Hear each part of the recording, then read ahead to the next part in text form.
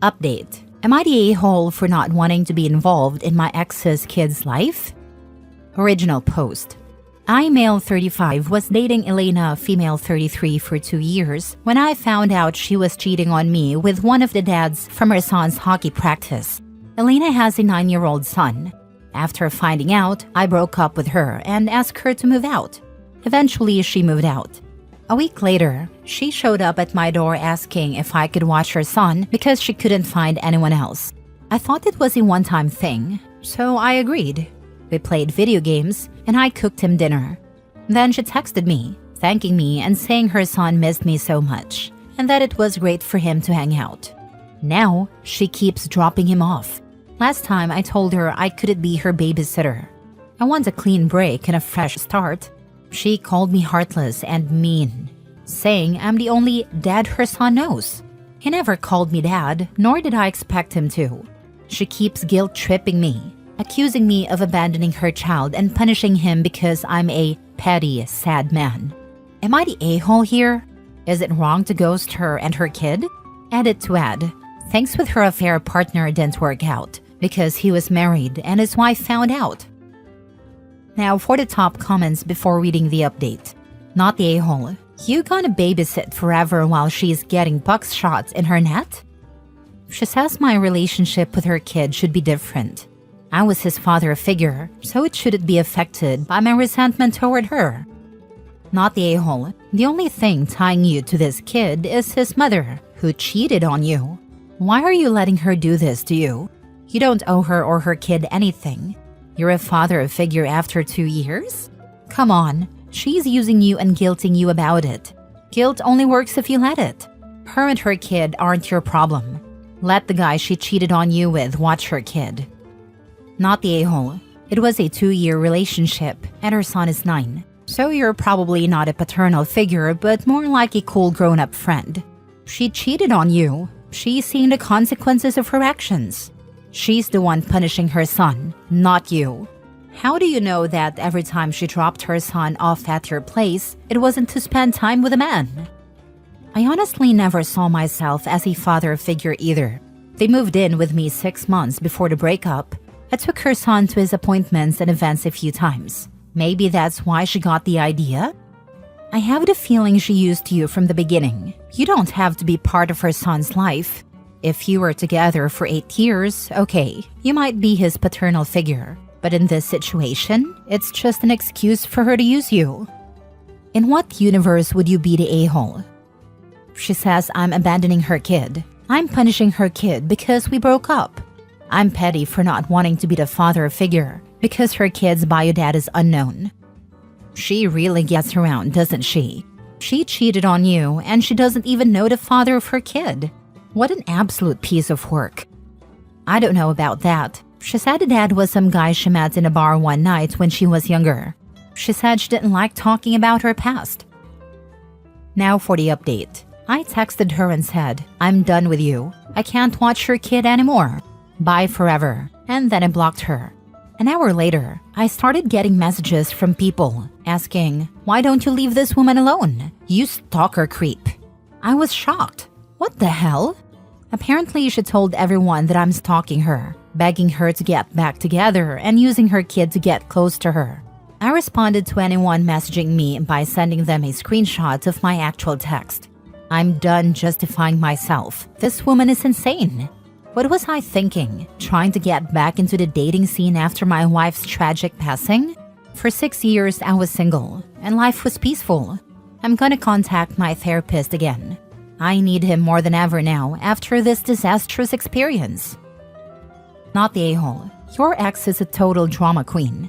Good for you for blocking her and setting boundaries. Don't let her mess with your head. She is manipulative and toxic, twisting the narrative to make herself look like the victim. Make a public post and set the record straight. This can do more damage if you remain silent, and if anyone contacts you, just reply with screenshots. Her making up lies about OP is a red flag the size of a skyscraper. Cut her off, but keep the screenshots in case things escalate more. Next story. Am I the a-hole for walking out of my dad's birthday dinner after being ambushed by my stepmom? I, 25 female, have always had a complicated relationship with my dad and his wife, my stepmom. My parents divorced when I was 8, and my dad remarried shortly after. His new wife brought 2 kids into the marriage, and they later had 2 more together. So, I have 4 half-siblings and 2 step-siblings, all younger than me. Growing up, I always felt like the odd one out. My dad's focus was on his new family, and while I was never outright excluded, I always felt like an afterthought. My mom raised me and I visited my dad every other weekend, but as I got older, the visits became less frequent. I've made an effort to keep the peace over the years for the sake of my dad. I visit for holidays, attend family events, and try to bond with my half-siblings. But my stepmom and I have never really gotten along. She is always criticizing me, my career, my clothes, even my decision to stay single for now.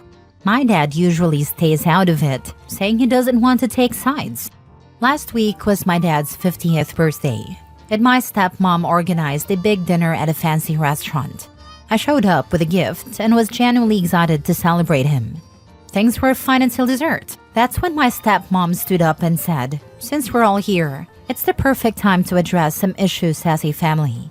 I immediately felt uneasy.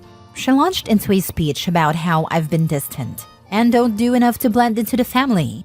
She brought up things like how I don't call her on Mother's Day or babysit my half-siblings when they need help.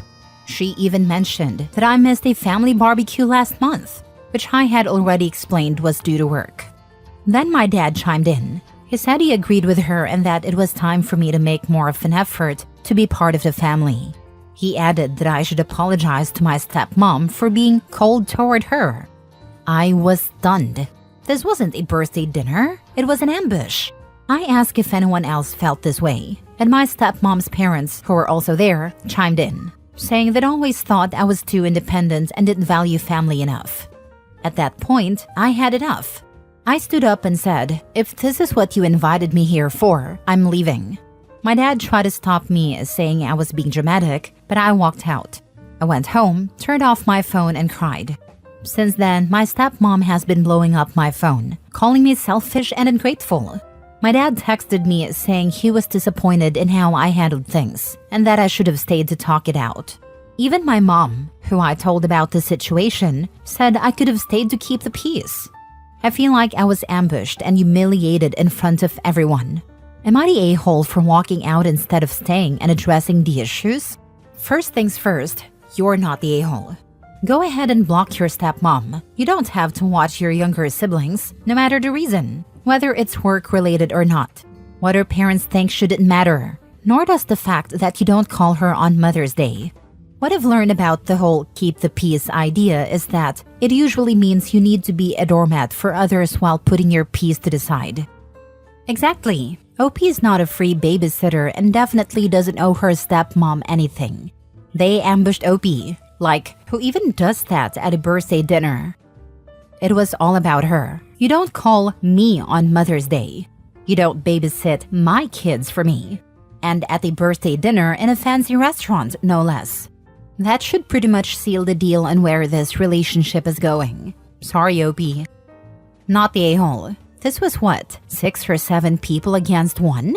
How is that supposed to be any sort of conversation where your side would be heard?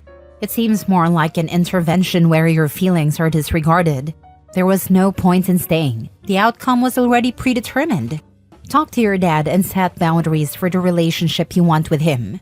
If he isn't agreeable, then go no contact. By the way, few people acknowledge how emotionally costly it is to keep the peace. It's almost always a one-sided investment with little to no return. And the aggressor is never asked to keep the peace. They always ask the quieter person to appease the bully. No one ever tells the loud one to stand down. No, that sounds absolutely horrifying, traumatic, and humiliating. I'm so sorry they did that to you. It was a completely inappropriate way to address their feelings. I really hope you have access to mental health care and can talk to a counselor or a therapist to help you through this. Next story. Am I the a-hole for asking my fiancé to cut 200 people from his guest list? I, 31 female, and my fiancé, 32 male, recently got engaged. We have started making our guest list as part of our wedding planning. My fiancé is a very social guy. He's been in the restaurant industry for 10 plus years and has made a lot of friends and business connections. On the other hand, you have me. I have a very small but close group of friends. I get overstimulated easily and have to prepare for big group interactions. And I usually can only last a few hours before I need to wander off and recharge a little. We made our first pass at the guest list. I have about 45 to 50 people on my list. This includes mutual friends and their plus ones. These are the people I can't see this day happening without. He made his list and has close to 400 people on it. This includes people he's met through business and wants to essentially shake hands and kiss babies with.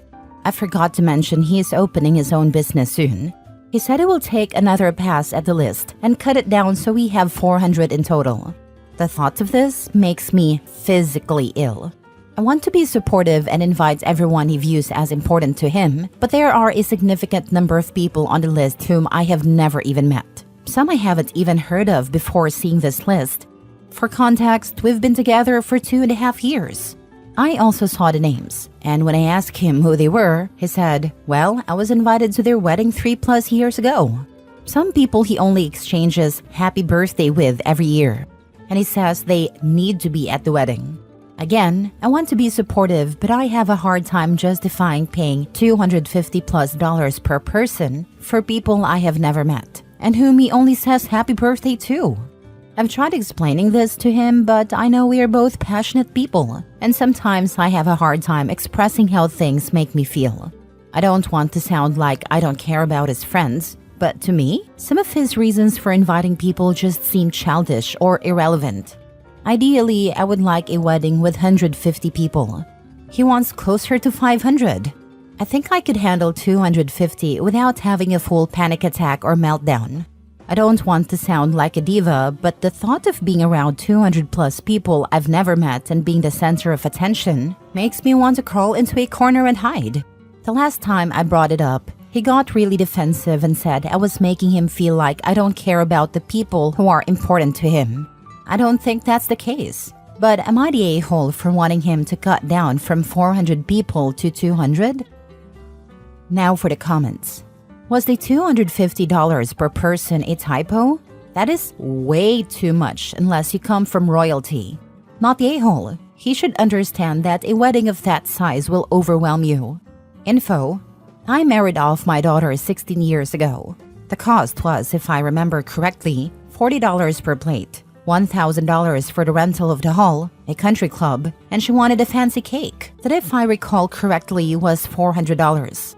We had 150 to 200 people, plus the bar tab. This was in southern Wisconsin, a medium-sized city. With the cost of food, bar, staff, venue, and rental equipment in today's market, $250 is about average per plate. The bigger the guest count, the more expensive the venue, due to the size and number of rooms needed to rent. Let him know that all these people he rarely sees are going to see this invite as gift grab and be turned off by it. Who is he trying to impress? Not the a-hole. He's treating your wedding as a network opportunity. To him, it's a soft lunch for his business with no regard for your feelings. I would be surprised if even half of the guests show up. I wouldn't attend someone's wedding if I hadn't seen them in 3 years. Same. I wouldn't go to a wedding where I don't know anyone or hardly know anyone. I don't like sitting through the ceremony and the dragged-out speeches, let alone covering the cost of presents/monetary gifts, hotel, travel, etc. Last story. Am I the a-hole for calling my sister ungrateful after she said I didn't do enough for her daughter? I, 38 female, and my sister, 37 female, have 3 kids, 10 male, 10 female, and 5 male. Her 10-year-old twins are in 5th grade. Her son, Rhodes, and her daughter, Lydia, are both going to middle school next year. My sister wanted them to attend a private middle school about 30 minutes away from us. It's a selective school, and incoming students need to take a test to be admitted. Rhodes and Lydia took the test a few weeks ago and just got their results back. Rhodes and Lydia have always had a massive academic achievement gap. I'm a teacher and haven't seen a gap this wide between siblings in my career. Rhodes can read, write, and do math several grades above the 5th grade level. My sister asked me to tutor both Rhodes and Lydia when they started kindergarten, and I've tutored them for free since then. Rhodes has always been naturally intelligent. School comes easy to him, and he puts in far less effort than Lydia or even most kids. I've had to bribe him with candy to do homework he can complete in 5 minutes because he'd rather be shooting hoops with his friends. Basketball is another thing that just comes naturally to him. Lydia, on the other hand, does not play sports. Lydia is several grades behind where she's supposed to be. My sister has had her and Rose tested for ADHD, autism, and other conditions, but nothing has come up positive. For some reason, no matter how hard Lydia tries, she struggles. She struggles with basic arithmetic and reading. To make matters worse, we can't force children to be held back, and my sister has refused to hold Lydia back, even though it's been recommended multiple times over the years. To give you an example of how stark the difference between the two kids is, for their reading logs, Rhodes is reading a nearly 500-page book on the history of college sports and seems to understand it well. Lydia, meanwhile, reads picture books meant for kindergarten and first grade. None of my colleagues at work have seen anything like this, such a stark difference between siblings, especially twins, even if they are fraternal. No surprise here, Rhodes got into the middle school but Lydia did not. My sister got angry at me when she found out, saying I didn't do enough for Lydia. I told her she was ungrateful and blamed her for passing Lydia on when she wasn't ready. She said I should have faith in Lydia and not agreed with teachers who have a vendetta against her that she should be held back. I told her that Rhodes is just naturally smarter and that she needs to accept it. She got mad at me and is now not answering my texts. Am I the a-hole? The tests don't lie. There's no reason why they can't go to different schools. You want to challenge Rhodes and allow him to excel, and you want to ensure Lydia has all the support she needs to do well. Since you were tutoring both of them, I'm just wondering how much farther behind Lydia would be if you hadn't been tutoring her. Absolutely. I can't help but wonder if all Lydia hears from her mother is how smart Rhodes is and how dumb she is. The best thing for Lydia would be to hold her back a grade before she gets to middle school. My sister wanted to hold my niece back a year in grade school, but the school refused. She happened to move to a different school system that summer, and when she enrolled my niece, she put her in the same grade she has just completed. That made a world of difference for her. OP, I assume that Lydia has been checked for dyslexia and other reading disorders, had her eyes examined, etc. I feel bad for Lydia having to compete in her mother's eyes with her much smarter brother. I hope things can turn around for her, not the a-hole. Honestly, it sounds like the mom is blaming teachers and her sister for her daughter not being successful in school. I don't think she berates her daughter. If anything, she's in denial about her abilities.